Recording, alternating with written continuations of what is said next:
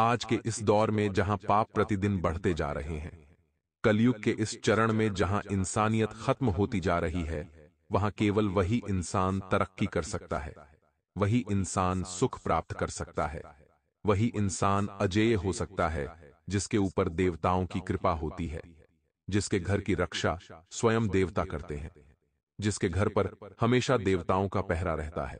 वही इंसान इस दुनिया में सबके ऊपर विजय प्राप्त कर सकता है। अब बात यहां पर सिर्फ लोगों की नहीं है। बहुत सारे क्षेत्रों में हमें जरूरत होती है देवताओं के आशीर्वाद की।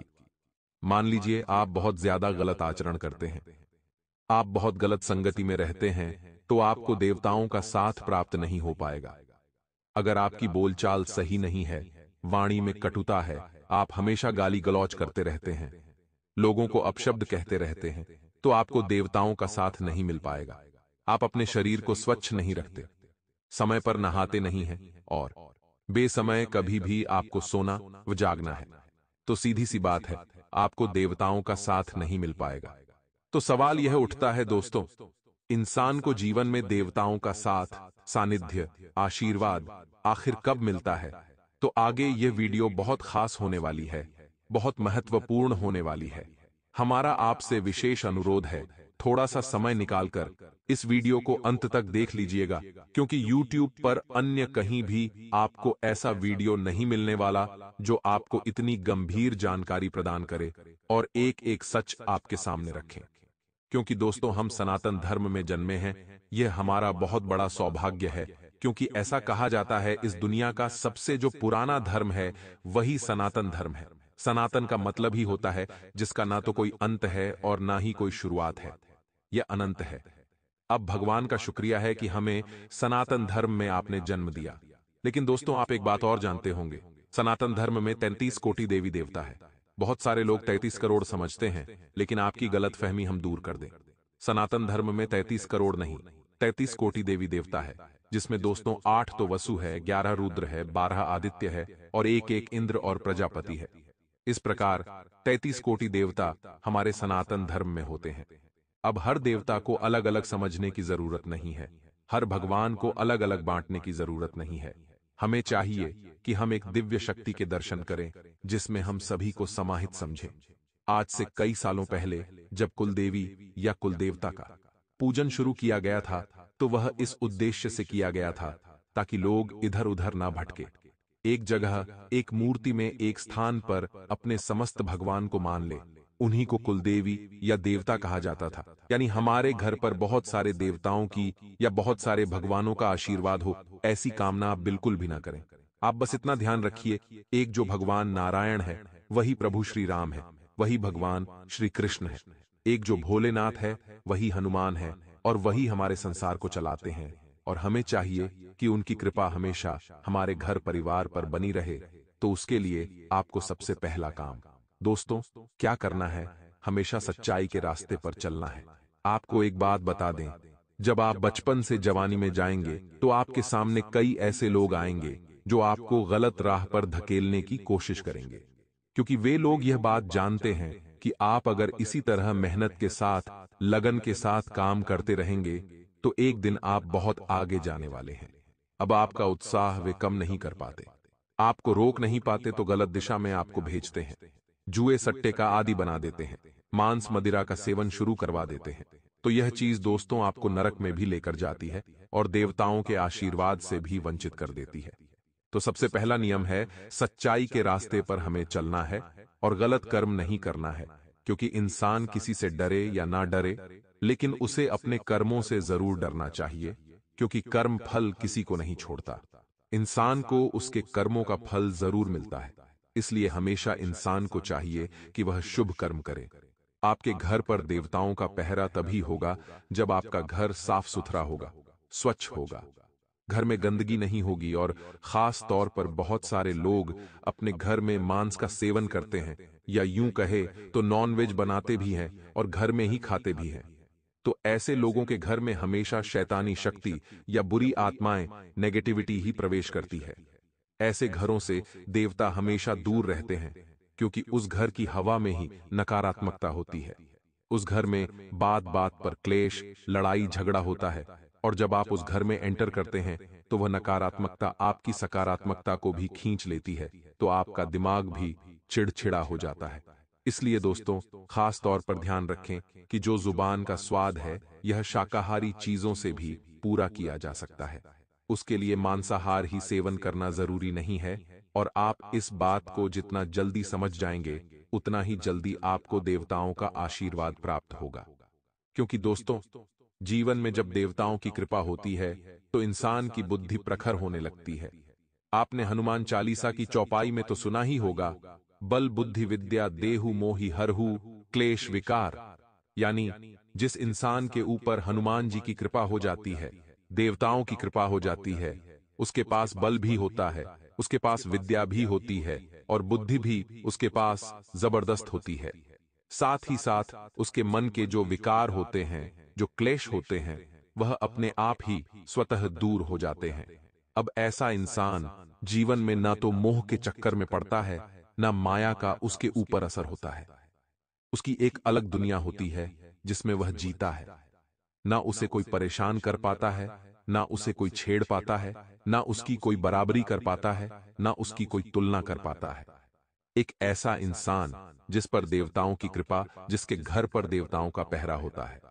अब दोस्तों, मान लीजिए आपसे बहुत अपराध हो गए, आपसे बहुत गलती हो गई। आप अब चाह रहे हैं कि देवताओं की कृपा आपको मिले। आप बहुत क्षमा प्रार्थी हैं, आपको अपनी गलतियां याद आ चुकी है, लेकिन अब आप उस गलती को सुधारना चाहते हैं। तो आप यही प्रश्न कर रहे हैं कि गुरुजी, आप कोई ऐसा रास्ता बताइए जिससे हमें देवताओं की कृपा मिल सके, जिससे हम उनका आशीर्वाद प्राप्त कर सकें। हमारी गलतियों को क्षमा करें और हमारे घर पर भी सभी शक्तियों का, सभी देवताओं का पहरा हो। तो उसके लिए क्या करना है वह जानने के लिए आप वीडियो को बिल्कुल अंत तक देखिए, क्योंकि आगे उसी बारे में चर्चा करेंगे, सावधानियां बताएंगे, और इस वीडियो के अंत में 2 चमत्कारिक उपाय प्राप्त करवाने वाले हैं जो आपके कुलदेवी देवता को बड़ा प्रसन्न करेंगे। इसलिए दोस्तों, वीडियो के साथ कृपया करके अंत तक बने रहे। अब दोस्तों, अगर आप भी चाहते हैं आपके घर पर देवताओं का पहरा हो, आपके कुलदेवी देवता, इष्ट देवता, स्थान देवता आपसे हमेशा प्रसन्न रहे, तो आपको सबसे पहले अपने घर की हवा को, अपने घर के वातावरण को, अपने घर के और को सकारात्मक और शानदार बनाना होगा। उसके लिए दोस्तों, आपको एक पात्र में 2 से 3 लौंग लेनी है और थोड़ा सा कपूर लेना है। इन दोनों को आपस में जलाना है। अब ये दोनों जब साथ में जलेंगे तो एक धुआं निकलेगा। इस धुएं के अंदर इतनी ज्यादा पवित्रता होती है, इतनी ज्यादा सकारात्मकता होती है कि जिस घर में हफ्ते में 2 बार इस धुएं को घर के कोने कोने में फैलाया जाता है, वहां पर न तो बुरी आत्माएं होती हैं, न कोई नकारात्मकता होती है, न ही कोई भी इंसान उस घर में लड़ाई झगड़ा करता है, क्योंकि उसका मानसिक तनाव उसे कभी परेशान नहीं करता। वह हमेशा मानसिक तौर पर स्वस्थ रहता है।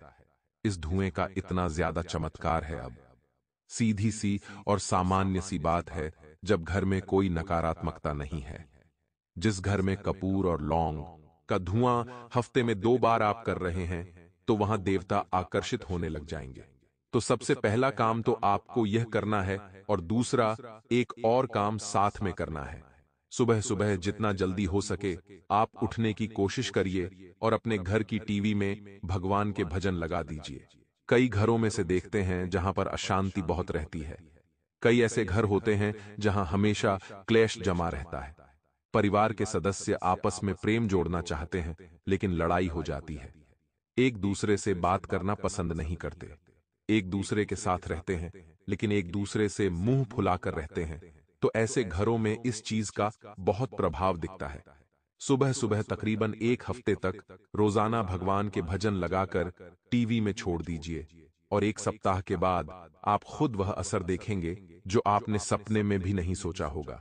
पहला काम आपको लौंग और कपूर का धुआं करना है। दूसरा काम आपको अपने घर में टीवी के अंदर भजन लगाकर छोड़ देना है।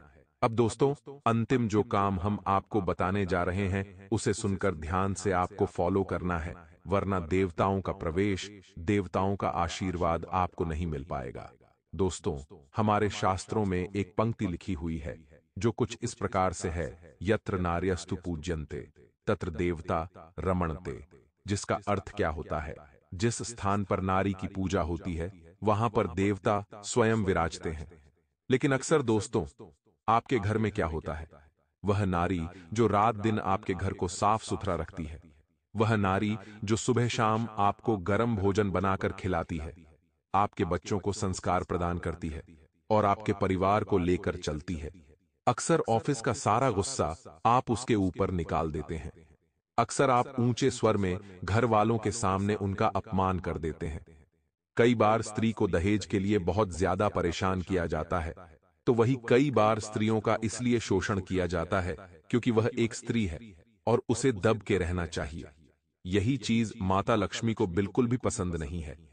दोस्तों, आज के इस दौर में पुरुष और नारी दोनों एक समान हैं।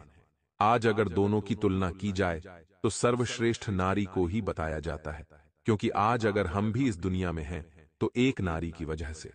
जब नारी एक संतान को जन्म देती है तो उसे इतनी भयंकर प्रसव वेदना होती है जिसकी कल्पना भी आप सपने में नहीं कर सकते। इसलिए आज के बाद अपने घर की या बाहर की किसी भी नारी का अपमान ना करें, क्योंकि अगर आप अपने घर में उपस्थित नारी का पूजन करेंगे तो आपको पंडाल में जाकर माता रानी को प्रसन्न करने की जरूरत नहीं पड़ेगी। कई घरों में अक्सर नारी को बोझ समझा जाता है। आपने देखा होगा, उस घर में कभी सुख शांति नहीं रहती। यह आज हम बहुत अंदर की बात आपको बता रहे हैं, जो शास्त्र हमें बहुत पहले बता चुके हैं, लेकिन अक्सर अपने अहंकार में, अपने घर के रीति रिवाज में हम वो चीजें भूल जाते हैं और अक्सर वही गलतियां करते हैं जिससे हमारा लाभ होने की बजाय दुर्भाग्य जाग जाता है। तो दोस्तों, अगर आप भी चाहते हैं देवताओं की कृपा आपको मिलती रहे, देवता आपके घर में विराजे, आपके घर पर पहरा दे, तो फिर आपको भी अपने घर की नारी की पूजा करनी है, उनकी बात माननी है, उनका सम्मान करना है, छोटे मोटे कामों में हाथ बटाना है और सबसे बड़ी बात, किसी भी चीज को लेकर उन्हें परेशान नहीं करना है। उनकी भी गलतियों को समझना है और समय समय पर माफ करते रहना है। अब दोस्तों, मान लीजिए आपको देवताओं का साथ मिल गया, मान लीजिए आपको देवताओं का आशीर्वाद मिल गया, आपके घर पर स्वयं देवता पहरा दे रहे हैं, तो आपको अपने जीवन में क्या बदलाव देखने को मिलेंगे, हम उस बारे में भी चर्चा कर लेते हैं, क्योंकि आपके लिए यह जानना भी बहुत ज्यादा जरूरी है। तो दोस्तों, सबसे पहला परिवर्तन आपको अपने जीवन में देखने को मिलेगा कि वह परिवार के लोग जो बात बात पर लड़ लिया करते थे, वह परिवार के लोग जो एक दूसरे से मुंह फुलाकर बैठते थे, वह बहुत ज्यादा अच्छे से घर में रहने लगेंगे। आपके घर में पारिवारिक एकता का बहुत अच्छा उदाहरण आपको दिखेगा। आप महसूस करेंगे कि भगवान, यह चमत्कार आखिर कैसे हो गया। तो ये देवताओं के आशीर्वाद का पहला संकेत है कि उस घर में सुख शांति बनी रहती है, और इस दुनिया में अगर किसी चीज की कीमत है तो वह है शांति की, क्योंकि आज के इस दौर में शांति की कामना हर किसी की पूर्ण नहीं होती। दूसरा संकेत दोस्तों आपको मिलेगा, भले आपके जीवन में थोड़ी बहुत परेशानी हो, कठिनाई हो, चुनौती हो, फिर भी मानसिक तौर पर आप बड़े प्रसन्न रहेंगे। आपको अंदर से प्रसन्नता का एहसास होगा, क्योंकि वह देवता आपको हिम्मत दे रहे होंगे। आपके घर में मौजूद है तो आपको सहारा दे रहे होंगे, जिस वजह से अंदर से प्रसन्नता भरा माहौल आपको प्राप्त होगा। आप देखेंगे कि घर के मुख्य द्वार के बाहर, रोड पर या आपके आंगन में गाय गोबर कर कर चली जाएगी, या फिर दोस्तों घंटों तक गौ माता आपके द्वार पर बैठी रहेगी, जिससे समझ आता है कि यह जो घर है यह बड़ा पवित्र घर है, यहाँ देवताओं का वास है। और गौ माता में तो 33 कोटि देवी देवता निवास करते हैं। तो आपके घर के बाहर अगर गौ माता बैठी रहती है तो आपके ऊपर जरूर देवताओं की कृपा है। इस बात को बिल्कुल भी नजरअंदाज हमें नहीं करना है। इसी के साथ साथ दोस्तों आप महसूस करेंगे कि सूर्य की किरणें आपके घर में पहले से थोड़ी ज्यादा बढ़ गई है, क्योंकि जिस इंसान के घर में नकारात्मकता होती है, शैतानी शक्तियां होती हैं, वह अंधकार ही अंधकार होता है। लेकिन जहां सकारात्मक होती है, देवताओं का वास होता है, वहां पर सूर्य की किरणें भी आती है और देवताओं का आशीर्वाद भी बना रहता है। लेकिन दोस्तों मान लीजिए कोई देवता हमसे नाराज हो गए हैं, रुष्ट हो गए हैं, हमारी कुलदेवी देवता की कृपा हमें नहीं मिल रही, तो क्या उपाय हमें करने हैं वह अब आगे हम आपको बताने जा रहे हैं। तो जितने भी लोगों ने वीडियो को यहां तक देखा है वह काफी भाग्यशाली है। लेकिन अगर आपको सौभाग्यशाली बनना है तो यह 2 उपाय सच्ची श्रद्धा से कर लीजिएगा। जिंदगी भर आपको कभी पैसों की कमी नहीं होगी। आपके पितृदेव, आपके कुलदेव आपके ऊपर ऐसी कृपा बरसाएंगे कि आपकी हर एक मनोकामना पूर्ण हो जाएगी। कुलदेवी या देवता की अपार कृपा पाने के लिए उनके स्थान पर जाएं और एक साबुत नींबू के को अपने ऊपर से 21 बार उतार लें। इसके बाद इसके 2 भाग करके अलग अलग दिशा पर फेंक दें। इसके बाद कुलदेवी या देवता से क्षमा मांगकर पूजा पाठ कर लें। कुलदेवी या देवता के स्थान पर जाकर एक साबुत नींबू लें और उसको अपने ऊपर से 21 बार वार कर उसे 2 भागों में काटकर एक भाग को दूसरे भाग की दिशा में और दूसरे भाग को पहले भाग की दिशा में फेंक दें।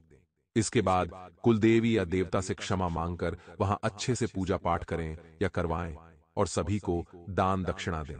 कुलदेवता की पूजा करते समय शुद्ध देसी घी का दिया, धूप, अगरबत्ती, चंदन और कपूर जलाना चाहिए। साथ ही प्रसाद स्वरूप भोग भी लगाना चाहिए। कुलदेवता को चंदन और चावल का टीका अर्पण करते समय ध्यान रखें कि टूटे हुए या खंडित चावल ना हो। कुलदेवता को हल्दी में लिपटे पीले चावल पानी में भिगोकर अर्पण करना शुभ माना जाता है। पूजा के समय पान के पत्ते का बहुत महत्व है, जिसके साथ सुपारी, लौंग, इलायची और गुलकंद भी अर्पण करना चाहिए। कुलदेवी या देवता को पुष्प चढ़ाते हुए आपको इन्हें पानी में अच्छी तरह से धोना चाहिए। सभी देवी देवताओं की पूजा जिस तरह सुबह शाम की जाती है, उसी तरह कुलदेवी और देवता की पूजा भी दीपक जलाकर करनी चाहिए।